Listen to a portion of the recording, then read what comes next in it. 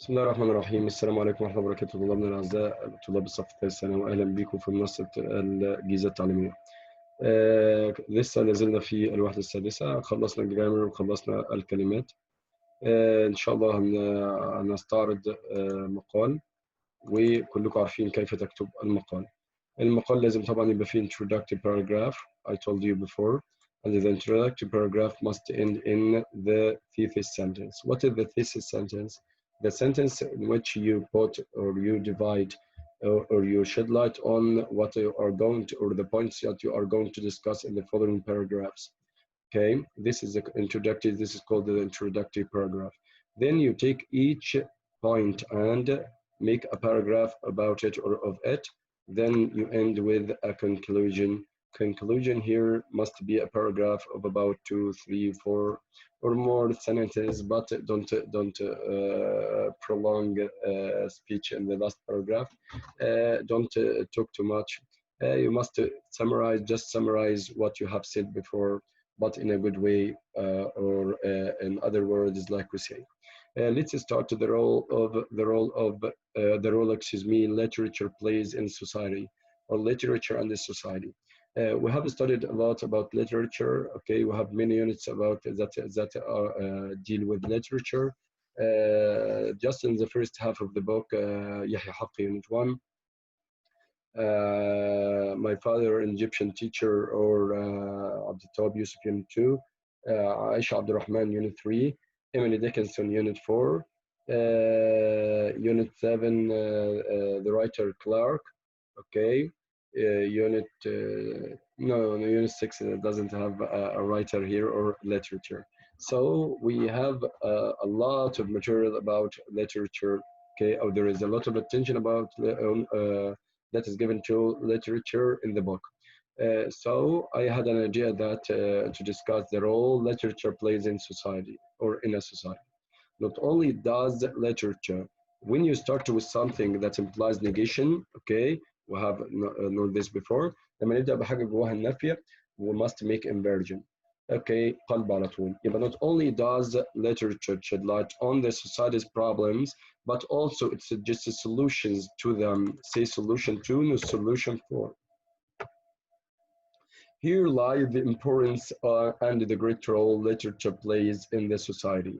First, I'm going to talk about, this is a thesis sentence. دي بقى الجملة thesis sentence اللي قلنا عليها اللي بتعرض فيها نقاط الموضوع. First, I'm going to talk about this hypothesis. What is the hypothesis here? إن مش بس يا جماعة literature shed light on the problems، مش بس بيلقي الضوء على المشاكل، بس كمان بيحلها. طيب, then I'm going to choose an example. بعدين النقطة الثانية هختار مثال especially وخاصة, okay, from our rich Egyptian literature to support this hypothesis. We live in a society that means I mean, when you want to say I mean, or this means that, to that is, there are relations and interrelations between people who live in society. We like to hear about our fellow man. You know the fellow, the word the fellow from unit 5. Okay, fellow means a person who lives with you, or a person, a man or a boy. يعني ممكن تتقال ولد أو رجل, ولكن برضو تيجي صفة بمعنى الرفيق أو الشخص اللي بيعمل معك أو اللي موجود معك في المدرسة وهكذا. Who live in a society, their thoughts and feelings, their likes and dislikes. Okay, طبعا البشر بيحب دايما البشر الآخر وبيحب يعرف عنه كل حاجة. فلما يجيب لك مثلا قصص عن الصعيد أو عن الأرياف أو عن أنت عايش في القاهرة بتبقى مستمتع. يجيب لك بتاع الريف لما يجيب له مثلا قصة عن حد في رواية عن حد في القاهرة بيبقى مستمتع. بنحب نعرف عن بعض كل حاجات أو كل حاسسنا, ما نحبه ما نكرهه, كل أفكارنا. Literature is made out of the experience of life. دايما بتصنع من تجربة الحياة. No doubt, the realistic writer brings to focus, نستخدم focus في الكلمات, التركيز, يبقى يجلب لبؤرة التركيز the odd aspects of life to know life fully. Okay, not only the bright side وليس الجانب المشرق بس, but also the dark side of life is to be known. Is to be known means must be known. Is to plus the verb means must or has to. يبقى is to be known means has to be known. لازم الجانب السيء كمان يتعرف من الحياة. This is what creates the great effect of literature on societies. The influence of literature on society is felt directly or indirectly. ازاي بقى؟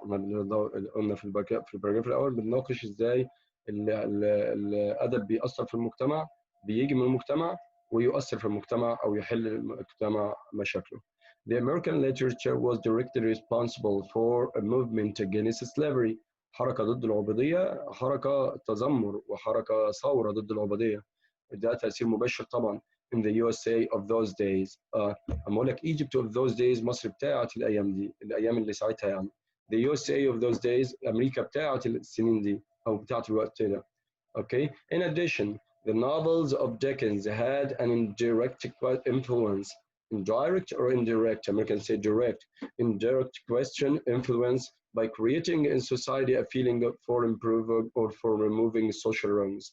تشارلز ديكنز عشان هو اشتغل وهو طفل صغير لما باباه دخل السجن واتبهدل كتير، كان دايما بيساند الفقراء في رواياته. ده عمل على الناس على الأقل ربى وعي داخلي وإحساس داخلي للإصلاح، لضرورة إزالة أو التخلص من الأمراض الاجتماعية calling for necessary reforming والنداء بإصلاحات ضرورية. مع إن ما عملش مثلا ثورة مباشرة أو تأثير مباشر في الناس زي الأدب الأمريكي بالنسبة للعبودية، ولكن في الآخر برضو أثر في الناس وعقولهم لحد ما تغيرت القوانين وتغير المجتمع الإنجليزي خالص. طب to move to the second point of the argument، لكي ننتقل إلى النقطة الثانية of the argument من الجدال. هتقولي هو ده جدال؟ لما تكون بتناقش حاجة بتقول عليها argument حتى لو بتناقشش أنت من غير طرف مقابل. يعني أنا دلوقتي بكتب دي اسمها argument برضه لأن الطرف المقابل القارئ.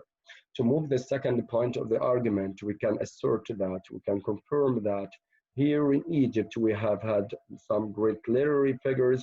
رموز أدبية. Why did I use have had؟ ليه استخدمت ال present perfect المضارع التام ما استخدمتش past simple؟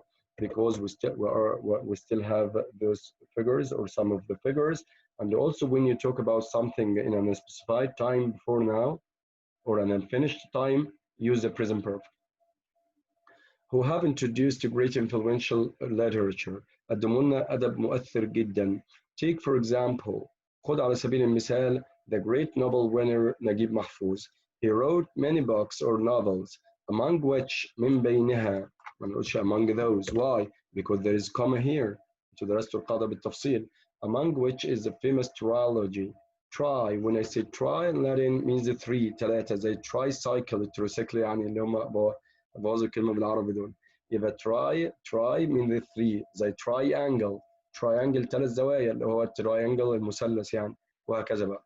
is the famous trilogy in which الثلاثية اللي هي ثلاث روايات كان اسمهم بين القصرين وقصر الشوق والسكرية in which he showed all the social wrongs عرض كل الأخطاء الاجتماعية والأمراض الاجتماعية in the Egyptian society then ساعتها. Not only did he talk about the male sexism العنصرية ناحية الراجل وكده الذكورية اللي هو طبعا في السيد وبتاع والكلام اللي البعض فيكم سمعوا عن القصص دي. social injustice مش بس اتكلم عن الظلم الاجتماعي. revenge والانتقام. Okay, and the British occupation والاحتلال البريطاني of Egypt, but also he directed our attention to the necessity of change. يعني يوجه انتباهنا لضرورة التغيير. Of course, this has been fruitful وده طبعا كان مثمر جدا in later times. تختم بقى ختام from the aforementioned points من النقاط السابق ذكرها اوكي يعني تاني لما تيجي تلخص او تختم الباراجراف اللي conclusion ده بيبقى ختام لكل او تلخيص لما فات. Two, from the aforementioned points we can conclude that literature is a double-faced tool. يعني أداة لها وجهين ذات استخدامين. Society creates literature and that's why it is described as the mirror of the society. أولا المجتمع هو اللي بيخلق الأدب لأن الأدب بيستقى من المجتمع. الكاتب بيعرف يعني بيتكلم عن المشاكل الموجودة، بيتكلم على العادات الموجودة، الأفكار الموجودة، وده ده سبب إن الأدب بيسمى إن هو the mirror of the society يعني مرآة المجتمع. On the other hand أما على الجانب الآخر I dare say that Literature in turn هو كمان الأدب creates new and better societies، بيخلق مجتمعات أفضل وأجمل. إزاي بيخلق؟ يعني بيغير المجتمع. يعني الأدب يا أولاد أولا بيجي يعني بيخلقه المجتمع، بينتجه المجتمع بما فيه من أفكار وعلاقات وأحداث، وفي نفس الوقت هو كمان بيغير المجتمع وبيخلق مجتمع جديد بسبب إنه بيلقي الضوء على المشاكل فبتتغير هذا المجتمع. ده ازاي تكتب مقال صح، وده مقال مرتبط بالترندز او قصدي الافكار اللي ممكن ربما تاتي في الامتحان ان شاء الله. اشكركم جزيلا على انتباهكم او سماعكم، وادعو الله ان ينفعكم به كما اقول دائما. معلش سامحونا الارهاق وسامحونا يمكن الاداء مش تمام قوي، ولكن الحمد لله اي حاجه معموله لكم محبه من كل القائمين على المنصه. جزاهم الله خير واشكركم واشوفكم بخير. السلام عليكم ورحمه الله وبركاته.